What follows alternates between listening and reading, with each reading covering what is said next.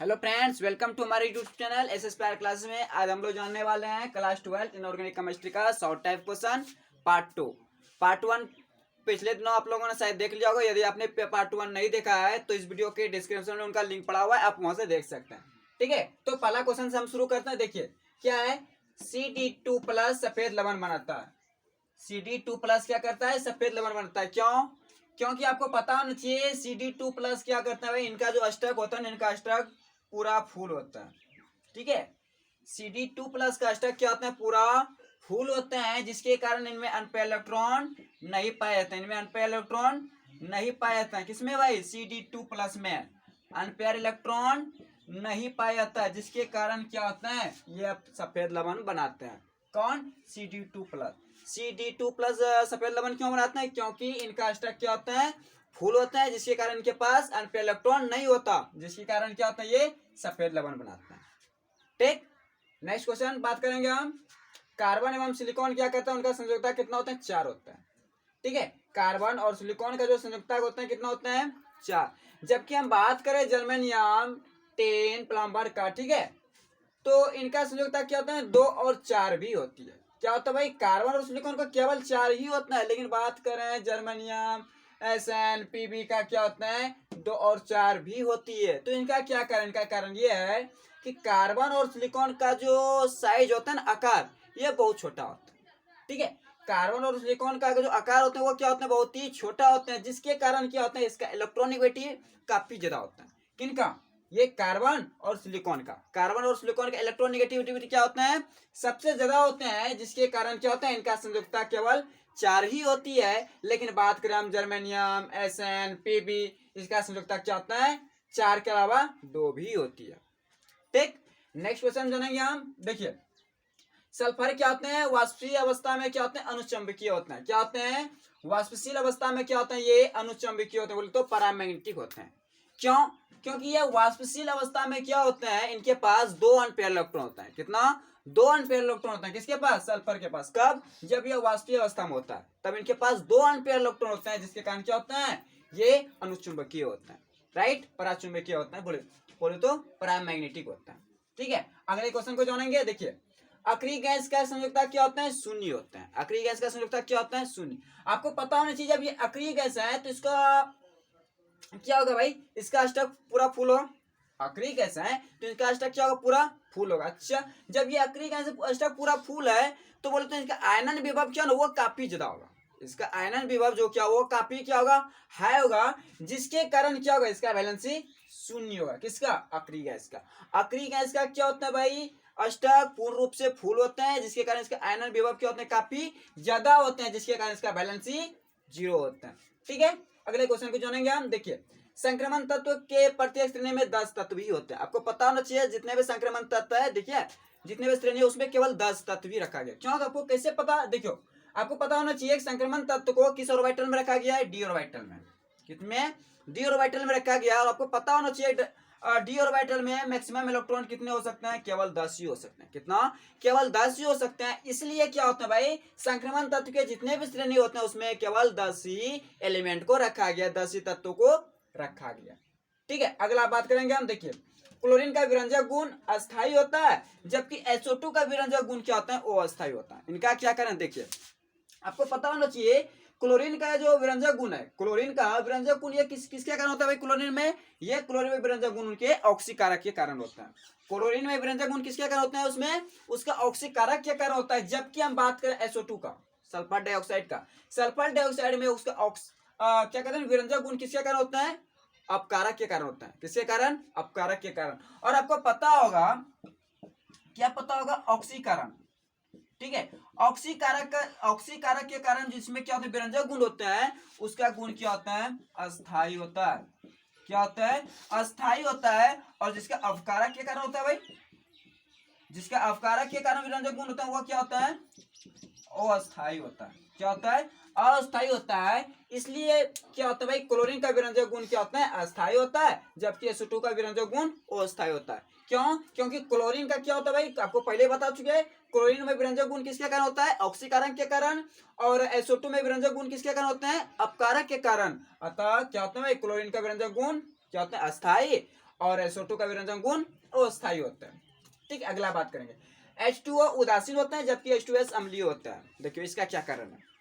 देखिए H2O में जो बंधन विखंडन ऊर्जा होती है वो काफी ज्यादा होता है। H2O में बंधन विखंडन ऊर्जा की यदि हम बात करें तो वो काफी ज्यादा होते हैं, लेकिन H2S में बंधन विखंडन ऊर्जा क्या होते हैं, बहुत ही कम होते हैं, बहुत ही कम होते हैं, जिसके कारण H2S क्या करते हैं, जल में घुलकर आसानी से H प्लस आयन क्या करते हैं, त्याग कर देते हैं। ठीक है, जिसके कारण क्या होते हैं, H2S अम्लीय होते हैं और H2O उदासीन होते हैं। ठीक है, अगला बात करेंगे हम उदासीन जोड़ी प्रभाव या फिर अक्रिय युग्मन प्रभाव या फिर इसी को और नाम से जानते हैं निर्जन जोड़ी प्रभाव। इसका इंग्लिश क्या होता है, इनर्ट क्या होता है भाई, इनर्ट पेयर इफेक्ट। ठीक है, इनर्ट पेयर इफेक्ट क्या है भाई, देखिए आपको पता होगी भाई ये इनर्ट पेयर इफेक्ट किसमें होते हैं, अधातु में। जितने भी अधातु है, ठीक है, जितने भी अधातु है, नॉन मेटल है, उनके बाह्यतम कक्षा में जितने 2 इलेक्ट्रॉन क्या होते हैं भाई, पड़े रहते हैं। और ये बाह्यतम कक्षा में जो 2 इलेक्ट्रॉन पड़े होते हैं ये बॉन्ड बनाने में उपयोगी नहीं होता, ये बिल्कुल बेकार बैठे होते हैं। ठीक है, ये और जितने भी उधातु होते हैं, उधातु के बाह्यतम कक्षा में 2 इलेक्ट्रॉन क्या होते हैं, ठीक है, आराम से बैठे रहते हैं, इनका कोई उसमें जरूरत नहीं होता, ये बॉन्ड बनाने में भाग नहीं लेता। ठीक है, बोले तो ये उदासीन होता है। क्या होता है, ये पेयर क्या होते हैं, उदासीन होते हैं, जिसको हम क्या बोलते हैं, उदासीन जोड़ी प्रभाव बोलते हैं। क्या होता है भाई, अधातु के बाह्यतम कक्षा में उपस्थित 2 इलेक्ट्रॉन बॉन्ड बनाने में भाग नहीं लेते हैं, अर्थात ये 2 इलेक्ट्रॉन क्या होते हैं, क्या होते हैं भाई, उदासीन होते हैं, जिसे हम क्या बोलते हैं, उदासीन जोड़ी प्रभाव या अक्रिय युग्मन प्रभाव या फिर इसी का और नाम है निर्जन जोड़ी प्रभाव। ठीक है, इंग्लिश बोले तो इनर्ट पेयर इफेक्ट। ठीक है, अगला बात करें हम, देखिए H3PO3 अपकारक क्या होता है, अभिकर्मक के तरफ व्यवहार करता है। कौन, H3PO3 अपकारक क्या करते हैं, अभिकर्मक के तरफ व्यवहार करते हैं, लेकिन बात करें H3PO4 तो ये अभिकर्मक के तरफ व्यवहार नहीं करता। क्यों, देखो आपको पता होना चाहिए भाई, देखो H3PO3 का ऑक्सीडेशन नंबर कितना होता है, आपको निकालना आता है क्या, देखिए आपको निकालना नहीं आता तो हम निकाल के दिखा देते। देखिए जरा सा देखो, ये क्या है आपका H3PO3, इसका ऑक्सीडेशन नंबर निकालना किसमें भाई, फास्फोरस का। देखो तो सपोज लो फास्फोरस का कितना होगा भाई, X। चलिए हाइड्रोजन का कितना होता है भाई, 1, और यहाँ कितना है, 3 तो ना, तो 3 गुना 1 करो कितना होगा, 3। अच्छा, ऑक्सीजन का कितना होता है, -2, और यहाँ कितना है, 3 तो -2 × 3 करो कितना होगा, -6। चलिए बराबर कितना, 0, इस पर कोई चार्ज है क्या, नहीं, तो बराबर आप 0 लिखोगे। अच्छा, इसको सॉल्व करोगे तो सॉल्व करो तो कितना होगा, x - 3 = कितना बनेगा, 0, ये 3 उधर जाएगा तो x बराबर कितना हो गया, बोले तो H3PO3 का ऑक्सीडेशन नंबर कितना आ गया आपका, 3, वो भी प्लस का 3, और H3PO4 का आप यदि निकालोगे तो इसका ऑक्सीडेशन नंबर आपका आ जाएगा प्लस का 5। ठीक है, आप निकाल लेना इसी तरह। ठीक है, अच्छा ऐसा होगा ना, तो देखो इस प्रकार क्या होता है भाई, H3PO3 क्या करते हैं, अपना ऑक्सीडेशन नंबर 3 से 5 कर सकता है।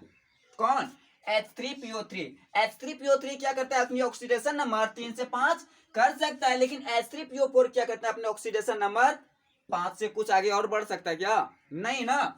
तो भाई H3PO4 क्या करेगा, अपनी ऑक्सीडेशन नंबर 5 से बढ़ा नहीं सकता, अतः क्या होता है, H3PO3 अपकारक अभिकर्मक की तरफ व्यवहार करती है, जबकि आपका H3PO4 अभिकर्मक की तरफ व्यवहार नहीं करती है। अगला बात करेंगे हम, देखिए सल्फर क्या करती है भाई, SF6 बनाता है लेकिन HCl6 नहीं बनाता, इसका क्या कारण, देखिए चलिए देखते हैं। आपको पता होना चाहिए भाई, देखो ये आपका क्या है, फ्लोरीन है ना, और ये क्लोरीन है। आपको इतना जानना जरूरी है कि देखिए फ्लोरीन का जो साइज होता है ना, फ्लोरीन का साइज होता है वो काफी छोटा होता है, किसके तुलना में, क्लोराइड के तुलना में। क्लोरीन के तुलना में फ्लोरीन का जो साइज होता है वो बहुत ही छोटा होता है और क्लोरीन का ज्यादा होता है साइज। ठीक है, तो फ्लोरीन का आकार छोटा होने के कारण क्या होता है, ये सल्फर के चारों ओर घेर कर क्या करती है, SF6 बना लेती है। फ्लोरीन का आकार छोटा होने के कारण क्या होता है, ये सल्फर के चारों ओर से क्या करती है, घेर लेती है और SF6 का निर्माण कर लेती है। लेकिन यदि हम बात करेंगे क्लोरीन का, किसका बात करें हम, क्लोरीन का यदि बात करेंगे तो क्लोरीन का आकार बड़ा होती है। क्लोरीन का आकार क्या होता है, बड़ा होती है, जिसके कारण क्या होता है, सल्फर से क्या होता है, विकर्षित हो जाता है। सल्फर से क्या हो जाता है, ये विकर्षित। जैसे ये सल्फर की ओर जाने की कोशिश करता है तो ये सल्फर उसको क्या करता है, धकेल देता है। तो जब ये धकेल देता है, इससे ये विकर्षित हो जाती है, तो इसके साथ ये जुड़ नहीं पाती है, जिसके कारण क्या होता है, HCl6 का बनना संभव नहीं हो पाता। ठीक है, नेक्स्ट क्वेश्चन की बात करेंगे हम, देखिए N2 कम क्रियाशील होता है भाई, N2 कम क्रियाशील होते हैं। क्यों? क्योंकि देखिए ये N2 जो है ना नाइट्रोजन के 2 एटम से मिलकर बना हुआ है। N2 नाइट्रोजन अणु, ठीक है, किससे भाई? नाइट्रोजन के 2 परमाणु से मिलकर बना है, ठीक है। अच्छा, आपको ये भी पता होना चाहिए कि नाइट्रोजन 2 परमाणु से मिलकर बना है, राइट, ठीक बात है। लेकिन इसका जो आकार होता है नाइट्रोजन का आकार, ये नाइट्रोजन का आकार क्या होता है? बहुत ही छोटा होता है। नाइट्रोजन का आकार छोटा होने के कारण क्या होता है भाई? जब ये ट्रिपल बॉन्ड बनाते हैं, ट्रिपल बॉन्ड क्या होता है? ट्रिपल बॉन्ड का जो लंबाई होता है ना वो बहुत छोटा होता है, बहुत क्या होता है? छोटा होता है, जिसके कारण ये बॉन्ड क्या होता है? बहुत ही स्ट्रांग होता है, जिसके कारण इसके जो बीच में त्रिक बॉन्ड देख पा रहे हो, त्रिक बंधन, ठीक है, त्रिक बंधन क्या होता है? काफी स्ट्रांग होता है, जिसके कारण क्या होता है? इसका बंधन विखंडन ऊर्जा काफी ज्यादा होता है, इसका बंधन विखंडन ऊर्जा काफी ज्यादा होते हैं, जिसके कारण ये बॉन्ड टूटने में क्या होता है भाई? बहुत ही प्रॉब्लम बोल रहा हूँ, ठीक है। इस बॉन्ड को टूटने में क्या होता है? बहुत ज्यादा ऊर्जा की आवश्यकता पड़ती है, जिसके कारण क्या होता है? N2 कम क्रियाशील होता है। अच्छा, ठीक है, अगला हम बात करेंगे उत्कृष्ट गैस या अक्रिय गैस का परमाणु त्रिज्या क्या होती है? बहुत ही बड़ी होती है, ठीक है। जितने भी सारे जनरल आपको एटम अगर मिलेगा, उन सारे एटम की तुलना में उत्कृष्ट गैस की जो परमाणु त्रिज्या होती है वो काफी बड़ी होती है। क्यों? क्योंकि देखिए जितने भी सारे उत्कृष्ट गैस होते हैं ना, इनकी बाह्यतम जो विन्यास होते हैं वो अस्थायी होता है। किसकी भाई? उत्कृष्ट गैस की। उत्कृष्ट गैस की बाह्यतम विन्यास क्या होता है? अस्थायी होता है, जिसके कारण इसका आयनन विभव क्या होता है ना? बहुत ही हाई होता है। आयनन विभव क्या होते हैं? बहुत ही ज्यादा हाई होते हैं, बहुत ही ज्यादा होते हैं, जिसके कारण इसका क्या होता है? त्रिज्या बहुत ही बड़ी होती है अन्य सारे परमाणु के तुलना में, ठीक है। तो आज बस इतना सा ही, बाकी जानेंगे हम नेक्स्ट वीडियो में। Thank you.